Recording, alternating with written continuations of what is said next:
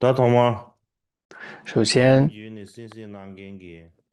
所有透过网络来听闻被给的领给的，殊胜的僧这个是团，专门每一位拿嘛，僧众和当然每一请给位的，对吧？男女对的，僧众们，听大泡沫，确实那么人也上不了了呀，还有我们各啥呀？是不地的是需要赢？法友们，问候大对的，家身体健康，吉祥如意。说起我没走光了呀，那么今天在课程开始之那前，卡上的你们几十年了呀的，那么在刚一天上要是前，给下点对吧事情，那么又写了一个啥子么写在的？这啊，个冈差点仓嘎点举的点写了。这个师徒的一个写了简短祈请点文，东西，那么我写了之那个后，然逻辑后有搞不对，那对了呀，发布在网络上。这些那么我这些了呀，今天我们都上不得。首先我想先给予一个大口传，堂不的然后再做呢，一个简单的这刚上个也不是下点对吧？解释。今天我就突击追有点给出去些了，那时候对主播是给那这就准备下边的质量一个，现在我们的常规学习那个就上大多就是出去吧，无论那么说也说人家那边下边是。现在突然之间表演，他们给我讲了数学吧，故事人些吧，这些对，电白建设小就是真就是次数加吧，他不等的，记录年当你去落，年追给那我了想你运输名字都卡给我怎么样？起码你给点起来，现在主角给人物是把他的故事资源的对面，记录年当你去这种大话给别些记录你干嘛不？我现在来说对呗，假如你讲这些版本的证明点都少。好了，是他的，他的刚才也是下点对吧？下的小那个这些小那个素描的，那这里他的呀，那面主要这些小有那个素描三个祈请的，文。那么首先第一个你颂文摊白了呀，那是在2020年的时候，的搞嘞，没那么拿了呀，他的别是几套了呀，你得去记下去。那么当时我做了一个梦，梦中就看到这个，梦里面我看到一部经文，经文对，上是这样他可能写的。是搞那个三万六去那么听路，现在我的醒来之后呢，也都记以前得很这里的清楚，对吧？俺给的还把速度压了起，没那么大不的，所以当时我记下来之后呢，但现在就他的这个留起来。这就这下点嘛的，选的不说，现在他的没了几个没点别那的，我它比查较像是一个祈啊，请文，看了些但当时我也不好意思说速度就给别人你看，是不是印上啥了？的这写点爱说的是多，其实那么就好像说好有的像自己很写下来厉害啊，所以也就首先我也就一开始没有给很多人看。以前开始哈些的呀，没点被骂到这个那么用后来我才用那些有给一些一人看。些面，但有呢，卡真下，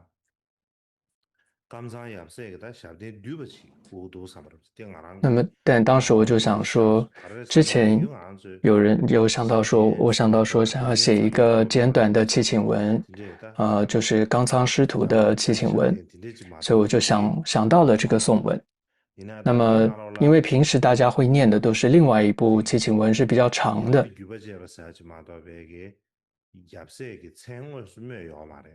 那么现在同时那个里面也没有也不是给念出称这个师徒的谁的，名号，所以我他想要有一个能够我是不是那地上对清楚念出来师徒的现在名号的。也不是的就称谁的不记了，哎，你忙过起来明天不去过多上去，真不得。所以我当对，他时就对他不直接他想到不的，要写这个。那那么首先第一个啊，颂文假如你去谈别了的呀，是我在2020的我觉得时候，二呢，零二零啊，年那时候可以说我的意思，做个梦吧，是错乱的一个显象吧。这不就总是写之就这个，但就写下这我的点一段，的应该是点的，我在下面给这都行。但这那可里之前能也是一对吧？对，些缘起而没啥动，显现的。把上面去给这啥直接那么第二个颂有的文是下来了。光耀千象但点此哪了了呀？护法王等等这样的内刚上容。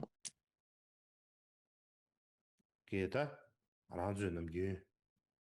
呃，刚那主要我才也是对们下去钢擦、给的吧？钢仓，但刚通常我们会才也是说师徒有对下的，7位。还说了，但别那结果我说的是个不了呀，那么在但第也是九世法王噶玛巴的时候呢，行啊，当时的选的别的不对的这。就有师徒的这个祈请文，冈仓师徒的祈请文，在他的教研记当中可以看到。那当时呢，大概有4位跟5位的这个师徒。那么在这之后呢，到了第13世法王噶玛巴对对多杰的时候，我们在他的教研当中看到有提到说是冈仓7父子的内容，对不起，6父子的这个祈请文。那当时呢，据说也有这样一幅唐卡，然后同时呢，这幅唐卡里面在每一幅，就每一位这个大师下面都有他的一个祈请文。那教研记中有提到说有这样的一个唐卡，画出了6个师徒，冈仓师徒有6位。总之呢，大概里面有3、4位有写下他们的一个祈请文。在13世法王的时候是有6位这个师徒的冈仓师徒，因为当时呢蒋公仁波切还没有算在这个师徒里面，5弟里面。那当时还没有蒋公仁波切这个传承，所以呢冈仓7师徒主要是后来就是蒋公公诸仁波切，也就是蒋公罗卓太爷，他是可以说立美运动的这样一个教主。那么因此他也就被纳入到了这个冈仓师徒当中。然后同时呢，外在来说他是这样是持守可以说是精通3教的，然后3藏的，然后同时内在也是这样一个修持非常好的，所以因此呢就让他升作为这个冈仓的这个师徒之一。同时呢，在政务的实修的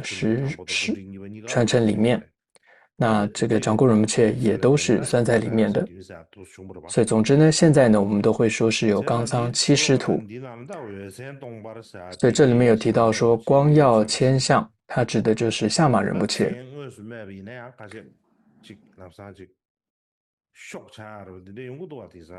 有时候如果直接说他的名号，有些人可能会很那个惊讶，很 shock。但其实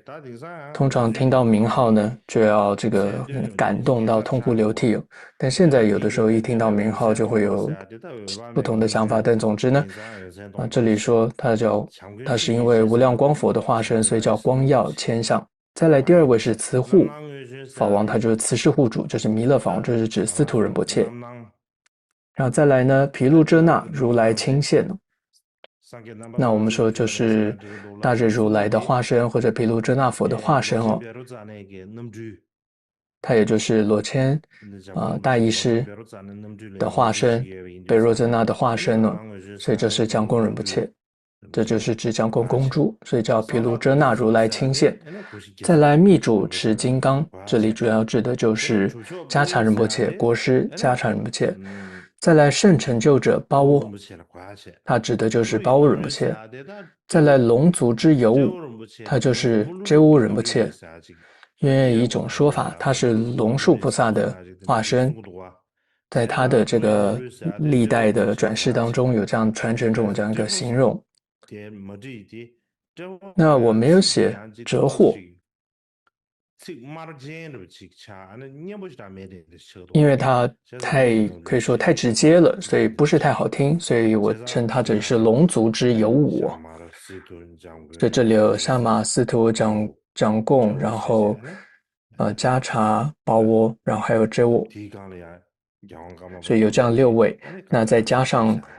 老师，就是这个噶玛巴，所以这样总共6加1是7位。然后再来说，此外，凡住持并弘扬能人教法的一切圣者，不论住于何处等等等等，有这样第3颂里面提到。很多时候呢，我们说，其实真正持守佛教的大德，不一定是都在这个法座上的。那有的时候，他其实是游历在各个地方的。他无论是这个大师也好，是这个一般人也好，或者说他就是出家众也好，是在家众也好，他是年长者也好，是年轻的人也好，但无论如何，只要是他是弘扬能人教法的一切圣者，都是很殊胜的。所以无论他们住在何处，第三颂这里就说，祈愿他们能够寿命长久，然后各种障碍都能够击灭。然后所有的教法，殊胜的教法盛传哦，得以树立十方，这个意思。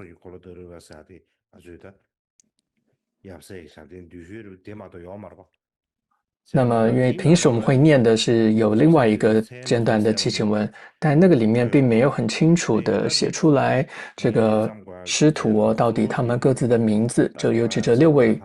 徒弟的名字是什么，法子的名字是谁不清楚。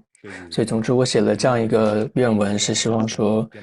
这个整体佛教，那么尤其藏传佛教，还有这个噶玛噶举的传承等等哦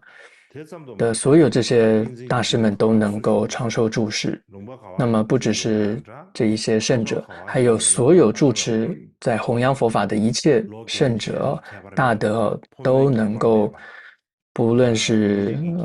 年长年幼，也无论是男众或女众，也无论是这个各种差别，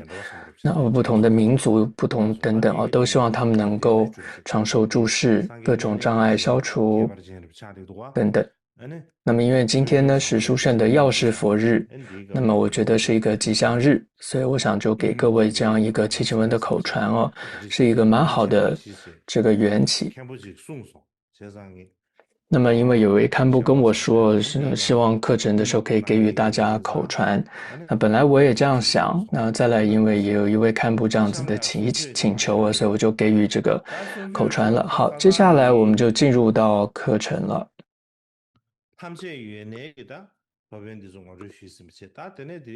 那么之前谈到了说一切有部的这许多的大德，那么接下来我想谈一下是南传佛教赤铜蝶部哦，也就是他们的很多的阿舍离。那这里我想介绍2位，那这个就是南传上座部，就是南传赤铜蝶派上座部部派佛教的时候2位的阿舍离。第一位呢是目犍连子弟须，他是西元前3世纪的，然后是法王阿育王的上师。那么他的佛行事业来看啊，他是在南传佛教的历史当中哦，他主持了这个第3次的结集。那地点在哪里呢？是在华氏城，就是现在我们说叫巴纳，就是比哈尔省的这个首府哦。那么省会首府就叫做巴纳这个地方。那所以他是主要的主持。那么他造了一部论哦，叫做《论释》，是南传佛教阿毗达摩7论之一。同时呢，这部论中啊，他就破斥了当时其他部派，譬如说像大众部、还有独子部等等，总之有200余种的这种邪见啊，他都破斥了。所以这部论释呢，就是这部目犍连子弟须尊者他所写的很重要的一部典籍。那么再来第2位叫觉音阿舍离，也有翻译叫佛音阿舍离。他是南传上座部历史上可以说最伟大的一位学者和大义师，他是西元5世纪的这么一位大师。他的著作是非常丰富的，他可以说他为了3藏啊都做了这个注释的。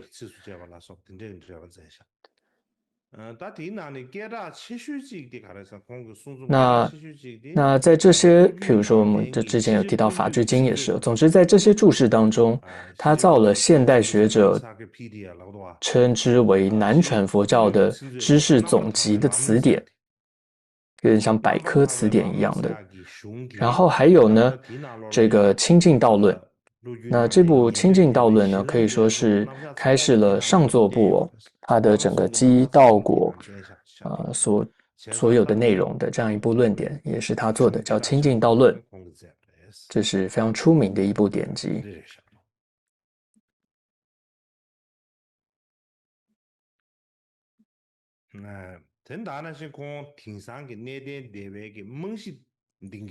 可以说呢，他是现在整个上座部的奠基者，就是他，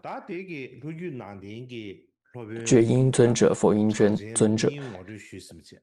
那这就是上座部最主要的2位。那么接下来我想介绍一下，就是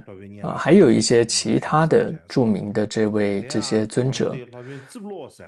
所以首先呢是协尊者，他的梵文呢叫做Parsiva， 或者叫波素师父这样子的一个名称。那为什么他称为叫协尊者呢？那是因为他总是跏趺而坐，他就算睡的时候，他也从来不会以斜就是住席，就他是不会侧卧，不会躺下来睡的，所以他因此这么出名哦。那么他出生的地方在哪里呢？是在西北印度的犍陀罗这个地方，是迦叶色迦王那个时代的人，所以大概是这个时代大概就是西元1世纪到2世纪之间。另外还有一种说法，因为我们说佛陀护法藏师有不同的说法，这在我们之前课程有大概讲过了。所以有一种说法说他就是佛陀的教法护法藏师的第10祖，就是第10位这个祖师。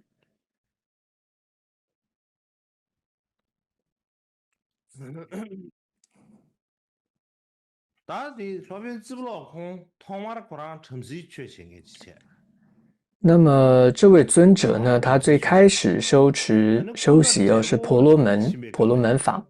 那么到了年迈的时候，他才在这个说一切有部出家。之后呢，他就安住在犍陀罗这个地方，然后也在那边弘扬佛法。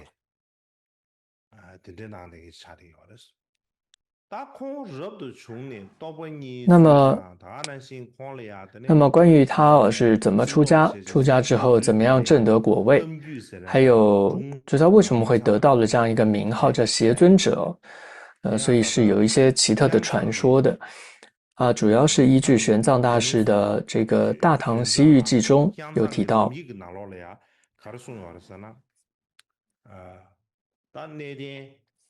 他说当初这位协尊者他还是一个外道婆罗门的老师。他将近80岁那一年他才舍弃了家庭，然后披上了这个僧服僧衣，也就是那时候他才出家，就是80多岁的时候他才出家的。当时呢他的城里的人们尤其是那些年轻人就讥笑他。他们怎么笑他嘲笑他，就说这个人呢又老朽又老又朽的人，见识也是非常的浅薄的。那出家人该做的事只有2样嘛，一个就是修定，第二个就是诵经。你现在呢都这么老了，你没办法修定，你也没办法诵经了，所以呢你也不可能再有什么长进吧。那么你这样出家，你就只是混在那些清净的僧众里面，可以说是这个滥竽充数而已。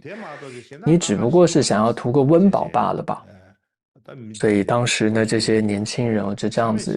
嘲笑他。那么这时候协尊者他也听到了，他就听见了这些讥讽。他也像当时的人就也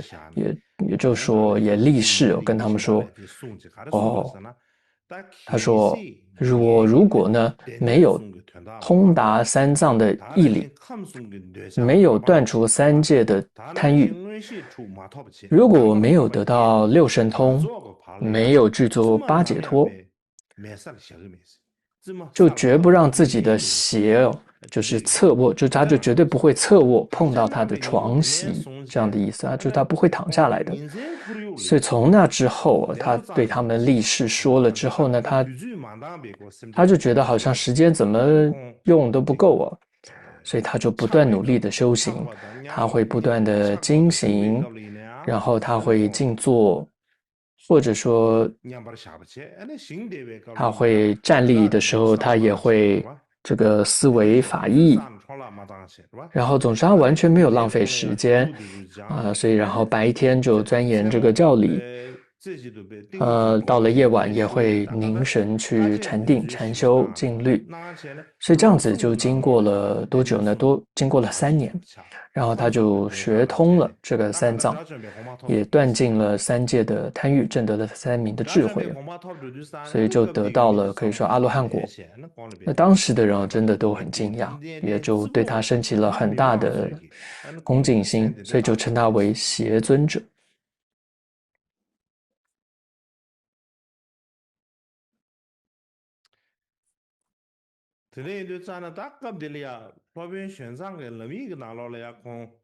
所以我们可以看到这里是玄奘大师他的记载，《大唐西域记》里面说他出家的年岁是80岁，但是呢，在《十万颂般若广释》这是这是我们汉传佛教说《大智度论》里面提到的是他出家的年岁是60岁。那么现代的学者会认为说，这个60岁的说法是比较合理的。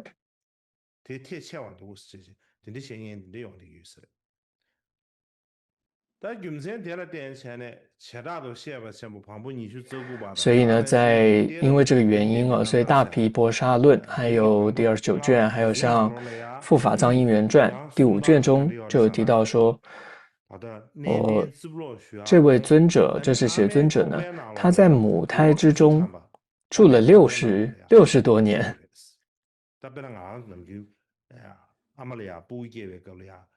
我们平常说就是怀胎，就是9月、10月吧，大概是这样的时间吧。但是他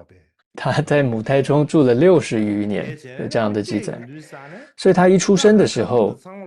所以他的须发都已经白了，头发也白了，胡子也白了。就他一出生就60多岁了。所以呢，他一出生也就对于这个五欲升起了厌离，他也不喜欢居家，所以就出家修行，有这样的说法，也有这样的一种说法。那总之这代表是什么呢？就是说，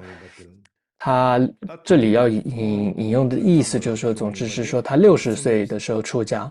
所以这也是比较相合的一个说法吧。那么接着他的著作还有他的事业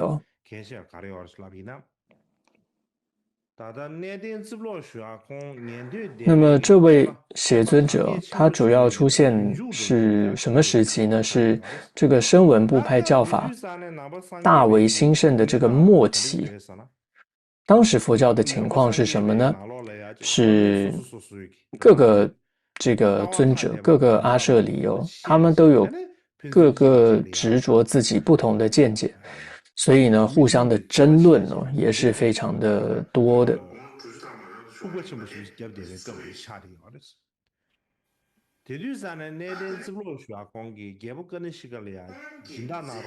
所以当时这个邪尊者他就劝请这个迦尼色迦王，然后做施主，然后由他来主导，就是精选，然后精挑细选，精通三藏跟5名的阿罗汉500位，然后做什么呢？就对这个阿毗达摩藏进行结集。所以他的结集的成果就是这一部叫《阿毗达摩的大毗婆沙论》。可以说是对完整总摄说一切有部阿毗达摩精髓的论点。之后呢，说一切有部在跟大乘不断争论的过程当中，开始就走向了衰微。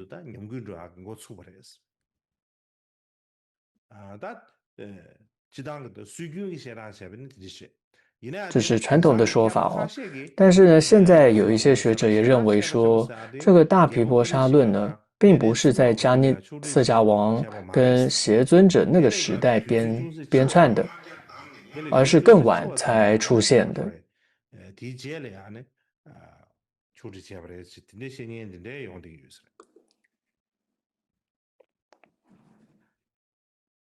다 공기 가르쳐다 숭숭으로 개체직디 내된 츠블로그 제베 노디 룽디 시기 相传说呢，这位邪尊者他还写有一部著名的叫做《四阿含教授》，就是四波阿含的优婆提舍。不过现在已经看不到这部论点了。其实呢，他的主要特点他不是不再说当一位这个论师哦。这个汉地的应顺导师哦，他曾经写到过，就是这位应顺法师是民国时代的这位导师哦。他曾经说，这位邪尊者，他从他这么精进苦行，然后邪不着席，就是不躺下来的这样一个传说来看哦，可以判断这位尊者呢，他是一位非常重视什么呢？重视实践的，而且是重契经的，而且是重禅修思维的。然后他年高德少，是受到迦叶色迦王呢尊敬的一位大师，所以这个是应顺导师的一段评价哦。所以从这个评价来看啊，的确是很中肯的一段评价的。等当然先给那点资料的，是吧？那点资料了呀，然后就吃了不的水给。那么后世的人们还对他有一个地方非常的称叹，是什么呢？就是他对于大乘教法的这个包容跟接纳，就是他非常接纳大乘教法。怎么知道的呢？就是在《大毗婆沙论》中哦，就记录有一段他推崇这个般若密意的一段话。他怎么说的呢？他说：“此中般若说明方广，适用大故。”就说这里所说这句话，就是说他曾经说过，这里所说的般若之所以称为方广，是因为它的作用广大无边。所以他这里就是说，这个可以说出了这个般若的这种方广的，就是作用广大无边的利益吧，或者他在赞叹他知道这个是很殊胜的。所以换句话说，他倒不是，他是赞叹的，是觉得是好，他没有否定大乘。现在我们不会觉得有什么了不起啊，但是在当时他的那个时代哦，是很不容易的，要说出这样的话，因为当时哦是大部分都是说一切有部上座部的大师，而这些大部分的大师哦，大部分也都僧团哦都是比较心量狭小，而且他们是毁谤大乘的。所以他们也都是比较可以说去否定这个大乘的，所以是比较心量狭小的，而且会否定的，这个不承认大乘的。当时的僧众，当时的氛围是这样子的，所以在这样子的一个氛围当中，邪尊者他却能够说出这样的一段话，所以可以代表说他具备了其他那些僧众都没有的深远的一个密意的。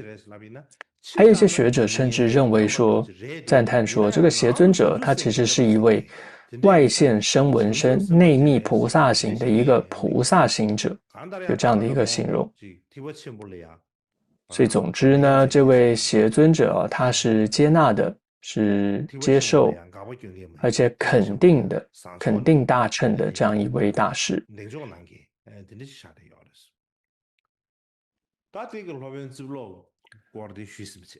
那么以上就是邪尊者，那么接下来要谈一下的是马明菩萨，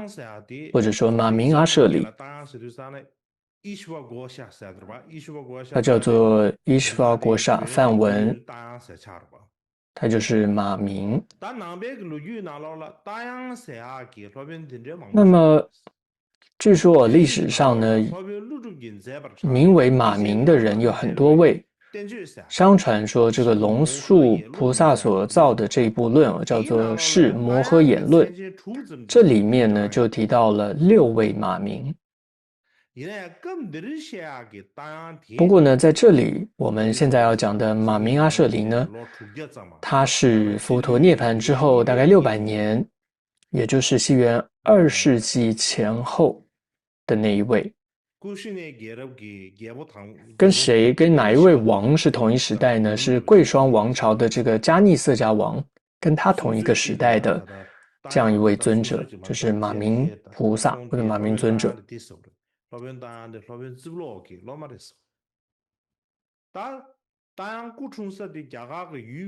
那么他诞生的地方呢，是中印度的舍卫国。他是婆罗门种姓，他刚开始精通吠陀啊等等外道这一切的学问，而且呢，他极为擅长这个辩论。不仅是这样，他在音乐还有这个诗歌方面也都有很大的这个成就的，所以他在当时是非常非常出名的这么一位印度的尊者。可以说不只是佛教大家尊重他，而且在非佛教的这个人们当中，他也是非常有名的一位。那么鸠摩罗什这位大义师呢，他翻译了这个马明菩萨的传记。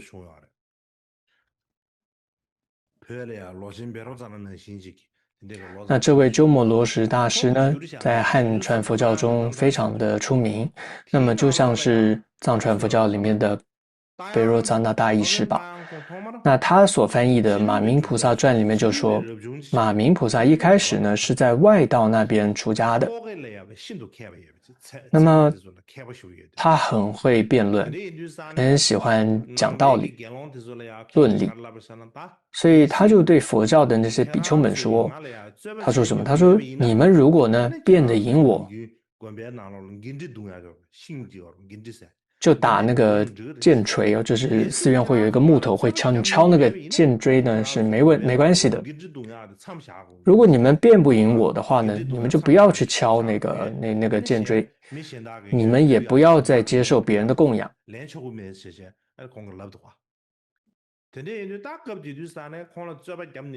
那据说呢，当时就没有人辩得过这位马明尊者、马明菩萨。后来呢，就是谢尊者，我们刚刚谈到的呢，他平常我们说他都住在西北印度嘛，犍陀罗。有一次呢，他就到了中印度，然后他在一座佛寺中挂单，住下了。他就问说：“诶，你们寺院为什么不打这个剑锥呢？”因为就像我们现在藏传佛教寺院一早不是就会敲那个锣吗？或者说会吹海螺等等，但当时就是应该要敲这个剑锥的，但是呢，他就说怎么没有敲？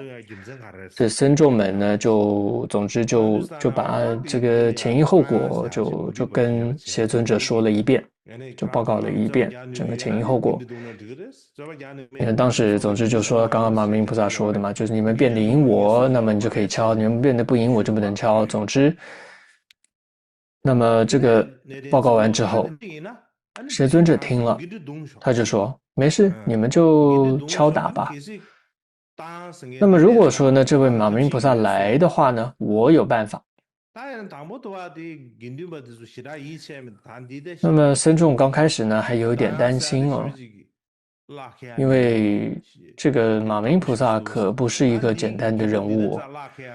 这个老头，这谢尊者年纪很大嘛，他是一个很年长的长老嘛，你怎么可能有办法的？但没办法，最后都还是照谢尊者所说的，就敲打了那个剑锥。那后来那马明就来了，他说今天怎么打起那块木头了？怎么敲那块木头了？大家就回答说，那么有一位北方来的长老到了，是他说的，是他说可以敲的，不是我们要敲的哦。我们可不敢打，是他要打的意思，就是这样。那当时还是外道了，这马明，所以他就说，这文字里面是有外道说，就是马明外道，他就说好，那你把那位邪尊者把他给带来。那么两个人就见了面，就是邪尊者跟这位外道马明，所以约好什么呢？7天之后呢，在国王、大臣、所有的僧众、沙门，还有这个外道这些人的面前，他们要辩论。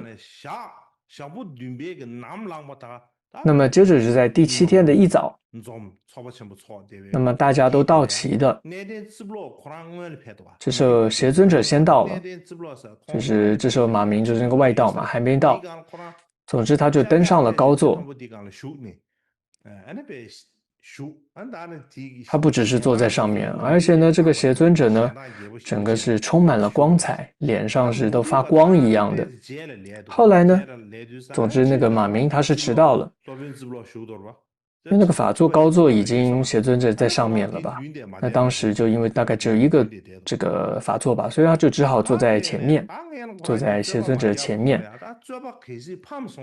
还没开始辩之前，这个外道就说了，他们就讨论了，这马明啊就讨论说，如果谁输的话该怎么办？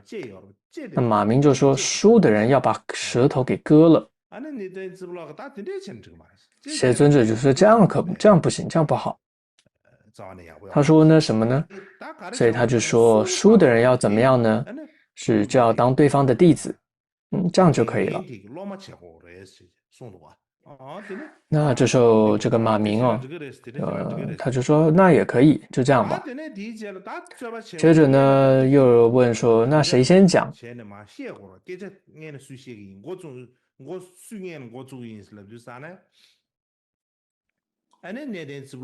那这时候邪尊者就说了，我年纪是比较大的，而且呢我也是从远地而来的，从犍陀罗来的。今天呢也是我先坐上这个上座位的，那就我来先讲吧。那马明说那也可以，你讲什么呢都可以，反正我都会这个把你给这个遮破的，就是我会把你给辩倒的。这时候邪尊者也没说什么，他就说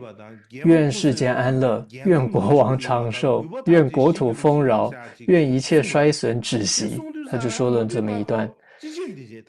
那马明就不知道该接什么话嘛，就这么默默的坐着，反正他就变输了，所以他也就拜他为师。因为他这样一说，这有什么好说的？愿世间安乐，愿国王长寿，愿国土丰饶，这有什么好说的？还好辩的，所以他就输了。所以呢，就他们的这个协议嘛，就是谁输了就要当对方的弟子，所以他就拜邪尊者为师，剃除须发，就首先先成为沙弥，然后之后也受了具足戒。不过呢，这个马明他心里其实不是很服气的，也就是他对邪尊者并不是发自内心的有信心的。所以后来呢，邪尊者他也就私下的对他实现了神通那这时候马明他才真正的被调伏，他也真正的升起了信心。前面呢，他就是没办法，就输了嘛，就只好这个不得已拜他为师的。但后面是真的因为实现了神通，那么他才真正的升起信心。那之后呢，邪尊者就回到北印路，这位马明呢，他就继续留在中印度，然后他就把佛教的所有经藏都学通了，然后内外的学问样样都精通，可以说他辩论是更升华了，折服所有的世间。所以总之当时的四众都对他非常的信仰恭敬，就中印度的国王也对他是非常礼遇的。那么为什么他称为叫马明呢？这是也是一个很特别的故事。当时呢，中印度呢有一位国王，他知道，他也看得出啊，这位马明啊是这么有智慧，而且政务应该是高深的，而且看得出他这么会说法。而且这个国王也知道说，不只是人呢，连这个非人都被他调服了。所以呢，但是国王知道说，他希望为了让其他还不明白的、还不知道马明有多么殊胜的人也能够知道，他怎么做呢？他就把7匹马，然后呢结集起来，然后就让这7匹马呢就饿了6天，不给他们东西吃，不给饲料。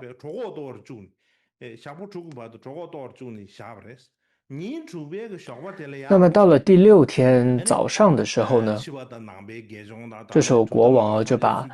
这个佛教的外道的所有的沙门，还有所有的这些宗义师等等都召集起来，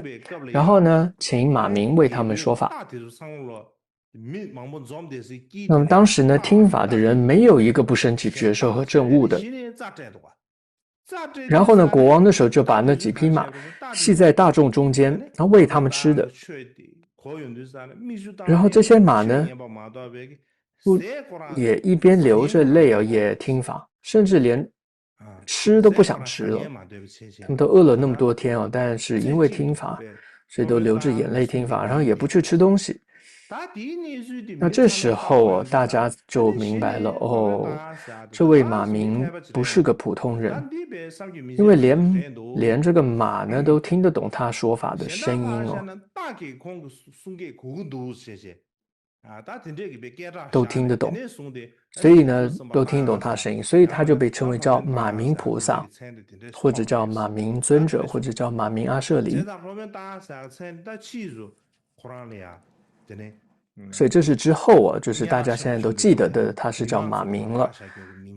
就是可以说，因为这样的公案之后，这就是这个名号。但是至于他在家时候的名字也好，就是当时还有他是身为外道出家之后的法名呢，现在也没有人知道了。之后呢，马明呢，他就到了北印度，然后弘扬佛法。同时呢，他是善于诗歌，然后音乐，他透过这些方式呢，去弘扬佛法。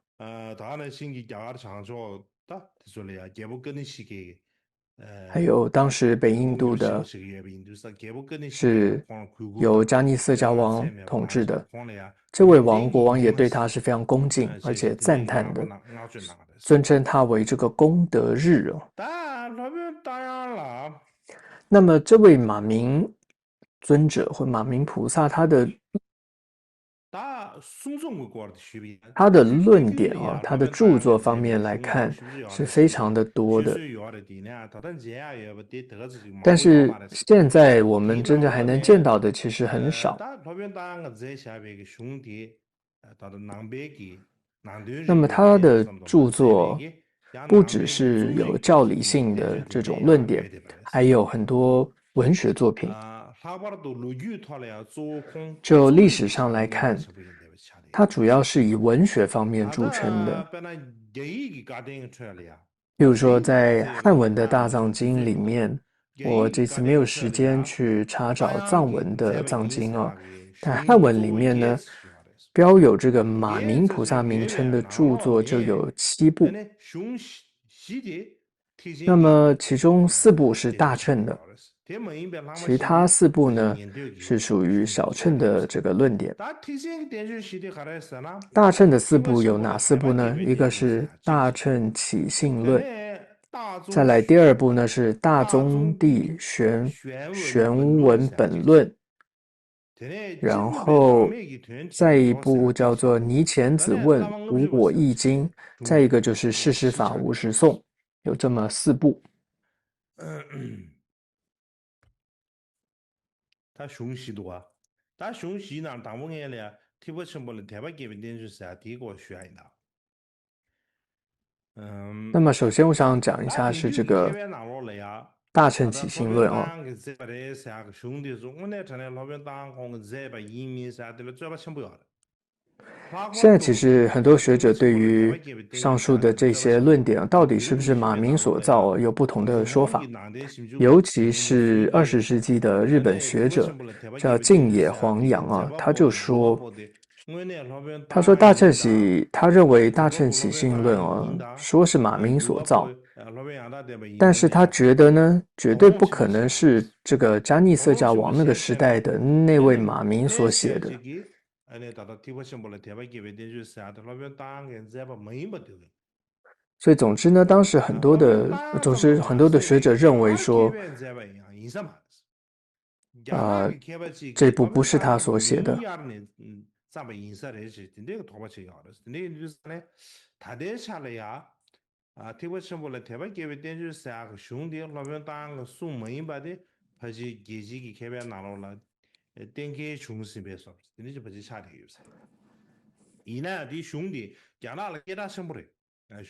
总之，这部论哦，在这个汉传佛教里面是非常重要的。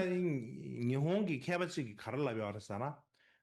계시 티버 첨부를 대박게 된수에 로변 땅은 제바 이나양 디게 로변 땅의 개복거리 시기에 디게 로변 땅은 제바 땅이 인사 말았어. 대모임베지 땅 민진 所以总之呢，大多数人认为这部论哦都不是马明所写的，甚至怀疑不仅不是马明哦，也不是印度学者所写的，而是中国的学者托名而写的哦。所以到现在这一部论哦不是马明之作，在国际已经成为一个定论。那么同时刚刚谈到这位日本学者，他也提到，他绝对不会这个作者马明哦，他绝对不会是迦尼色迦王那个时候的马明。 因为这部论的宗旨是如来藏见还有唯识见这两者的结合，所以它是属于如来藏思想的范畴。而如来藏的这个经教跟唯识的经教必定是在般若经教红传之后才出现的，尤其这个唯识的见解更是在它之后的。所以既然如此，作为论点的大乘起信论 必须是在如来藏跟唯识的经教红传之后才可能撰作的，所以就这个时代来看哦，至少要晚于无着阿舍离，就是唯识无着阿舍离他出世的年代。所以因此不大可能是大乘初心那个时候的马明菩萨所造的。 另外还有一本叫做《大宗地玄文本论》。大宗地玄文本论啦，我们说，那第一个兄弟，就单从这部论的名称上来看哦，就是有很浓厚的中国的色彩。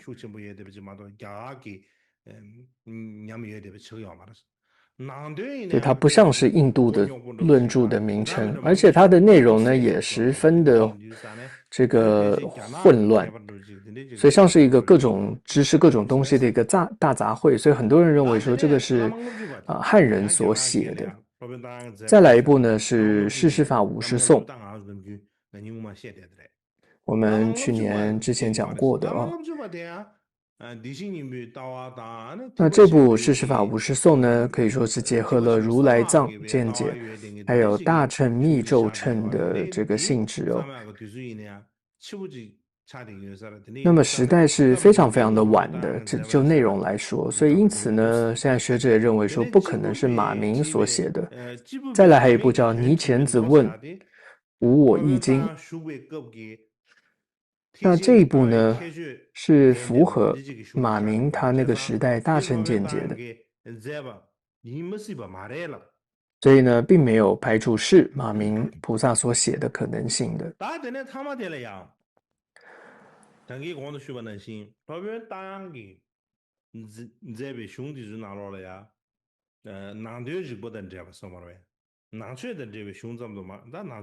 那么，就像前面提到，马明菩萨的著作，它不只是内容跟佛教有关，由于他对文学、音乐、诗学都很善巧，所以呢，无分这个贵贱啊，所有的人们都非常喜爱他的著作。他最出名的一部就是叫《佛所行赞》，可以说是一部大的诗篇。那可以说是这个印度梵文中撰写这个诗，尤其是藏文有说叫做大诗或者说就是叫大史诗，就是古典梵文的一种长诗的第一人就是他。那什么是大诗大诗就是以这个大的诗是指说以章来分段，然后有2章以上的都叫做大的诗。那么这可以说是第一部这种大的史诗、大的诗，所以就是这一部《佛所行赞》，也就是马明菩萨所写的。所以所谓的大诗就是 Mahagavya， 就是梵文这个意思。所以平常有一种说法，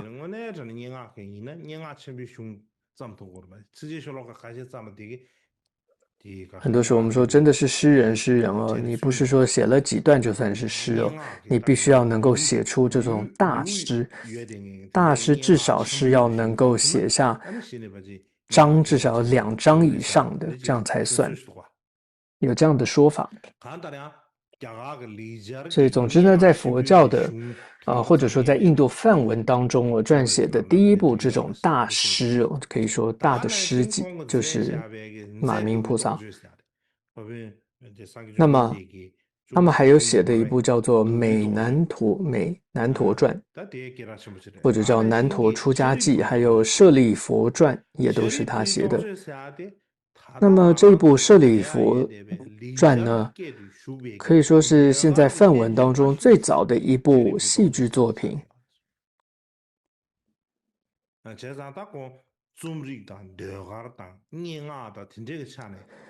所以可以看到他在文学、音乐、诗学上都是非常善巧的。所以从印度整个这种文化上来看他也是受到尊崇的一位大师。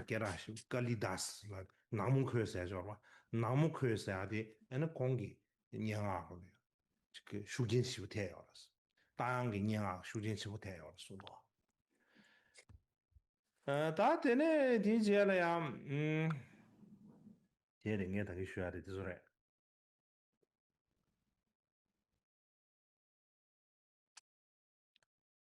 되네 다다 전화 따라나 되기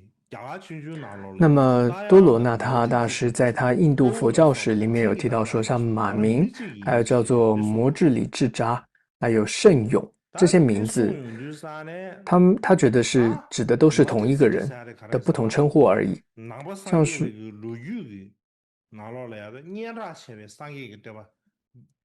譬如说这里有提到叫马智达，就是摩智里智扎。那么他是造了一部叫150赞佛颂，其实也就是他，也就是马明。譬如说唐代的义净大师呢，就是他当时到印度的时候呢，他就有提到说，当时印度的传统呢，就是当一个人出家之后，就会至少要背诵150赞佛颂。所以在当时150赞佛颂是很重要、受到重视的一部颂文。那么这个的作者称为叫摩智里智扎。那么一些人认为这个就是马明菩萨。那这在藏传佛教里面呢也是这么认为的，就是会说这个150赞佛颂的作者就是马明。不过呢，现代的研究者会认为说，这个说法其实并没有很明确的证据，所以很难下这个定论的。还有现在的一些学者也认为说，造这个本身论的圣勇阿舍离，那这也是印度很出名的这么一部这个诗集论著叫《本生蛮》。那么现在学者会认为说，这个的作者其实跟150赞佛颂的这个摩智里智札是不同的人哦，所以总之是说这也不是马明。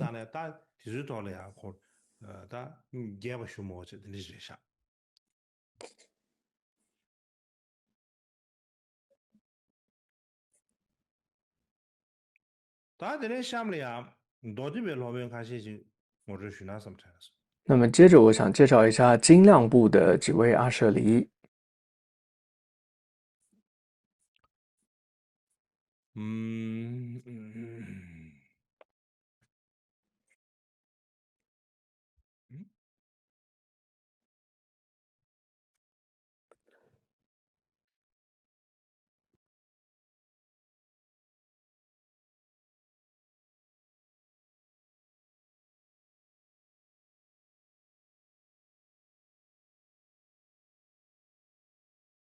단 도대be lobe tarang anse namgyu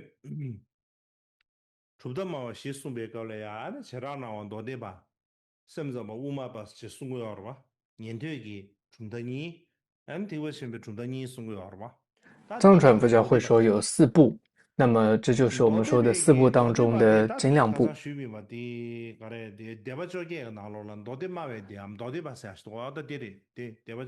也就是18部派里面的其中一部，就是精亮部。那么精亮部也有几位著名的尊者，一位叫鸠摩罗多，再来势利罗多跟呵利跋摩这3位。那么这位叫鸠摩罗多呢，他就是同寿，也叫同寿尊者。他大概是西元2、3世纪的一位尊者，他也是这个精亮部的开创者，就是他。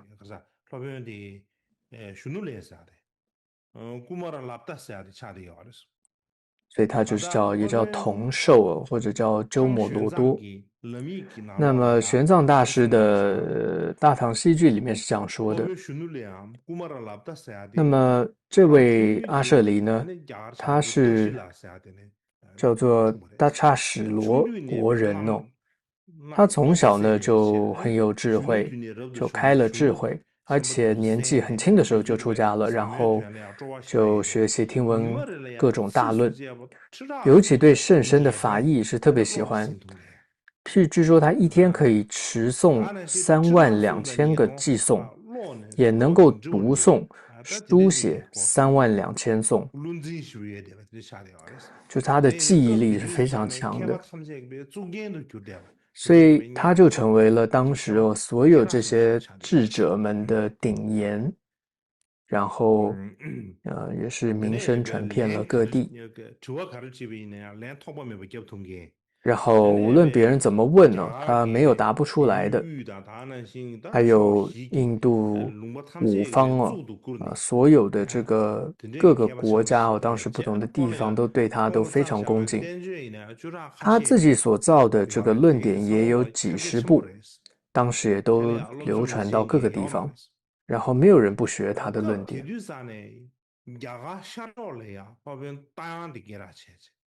所以当时呢，印度东方有马明，南方是有胜天，西方有龙树，北方就是有鸠摩罗多，有这么可以说东南西北这样4位，这4位称为，也被号称叫做照世4日，就是照耀世间的4个太阳一样。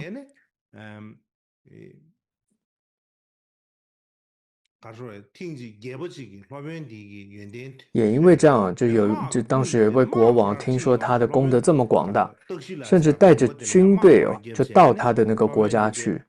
然后一定要把这个阿舍离请过来，所以当时整个国家都非常的恐惧那总之他就是把他请过来，然后盖了一座寺院，那么作为这个信众恭敬他的地方。同样在多罗那他的印度佛教史里面提到说，精亮部的阿舍离，西方出了一位名叫鸠摩罗多的尊者。那么他所写的经典就是《大庄严论经》，或者叫做《玉蛮论》。这个是在汉文里面有收录的。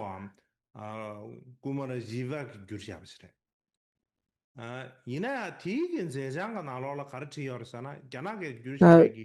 这个译者是谁？说译者是鸠摩罗什大译师翻译成汉文的，但是呢，他的题记中很明白写说作者是马明。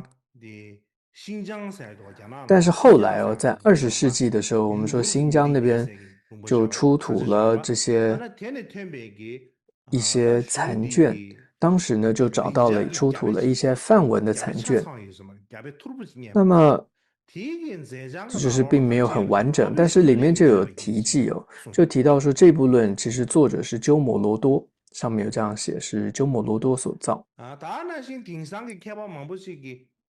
还有呢，就是现在很多的学者也指出哦，就是说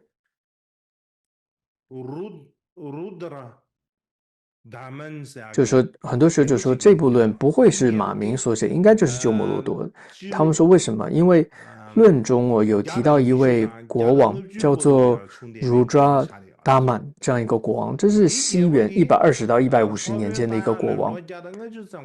那个比马明菩萨晚了大概150年，所以比他还晚，所以根本不可能是马明所造的。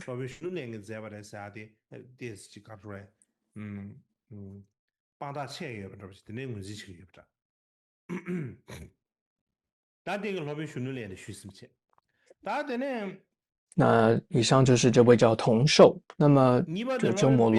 罗多，那么再来呢是叫圣寿，也叫做释利拉多。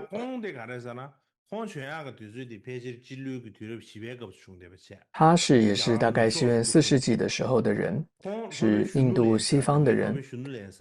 他是这位鸠摩罗多的弟子，同时呢，他也是兴盛弘扬这个精亮部的这么一位阿舍离。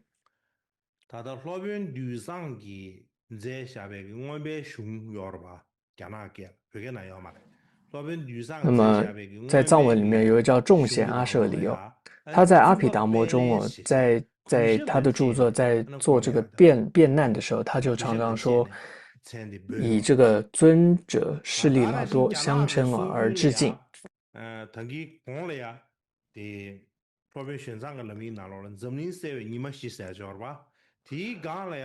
前面我们谈到说有赵氏4日嘛，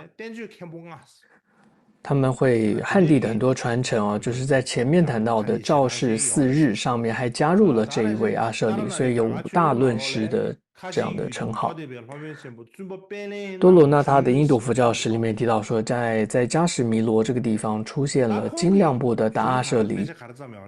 这是释利拉多诸位尊者，他主要造的论点叫做经部毗婆沙论，是经部非常重要的一部典籍，就像是说一切有部的重要的典籍是这个一部宗论论。那么同样在经部里面最重要的一部论点就是经部毗婆沙论，但是这部论现在已经找不到了。那么精亮部的第3位呢是谁呢？是赫利巴玛阿舍离，哈利瓦曼。那么这位尊者，他是3世纪到4世纪之间的一位中印度人，他也是这个鸠摩罗多的重要的弟子之一。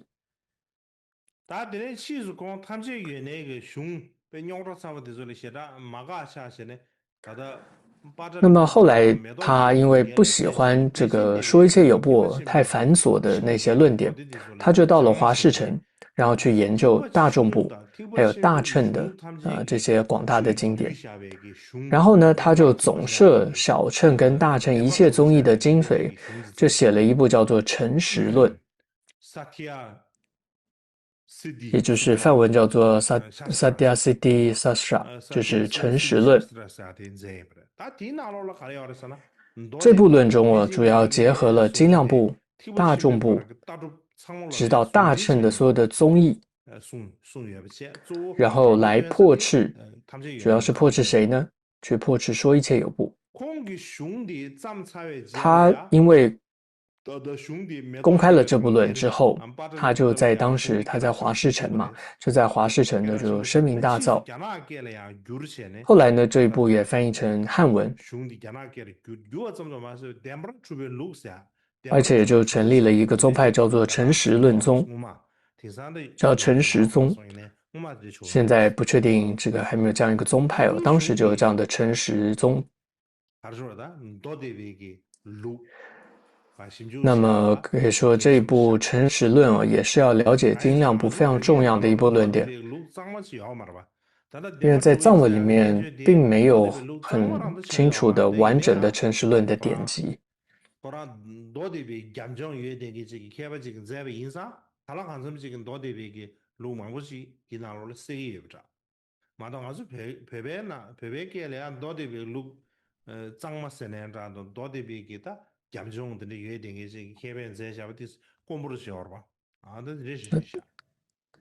嗯，Neyse, daha dene diyeceği ya daha karışıyor sana bana lobe scan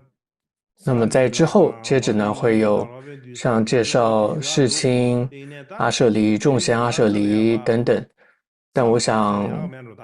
今天大概就讲到这里吧。那么我们来年再继续讲。我想，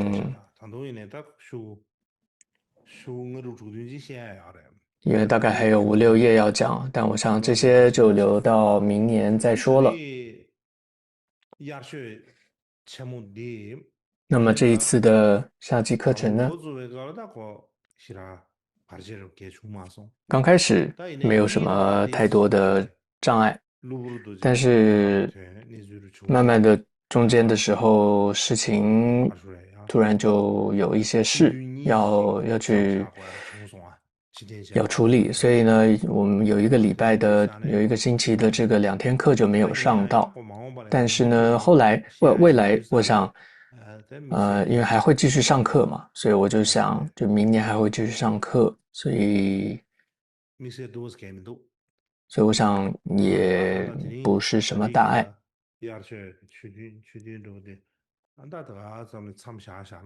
所以我想今年的夏季课程就到今天，明年再继续。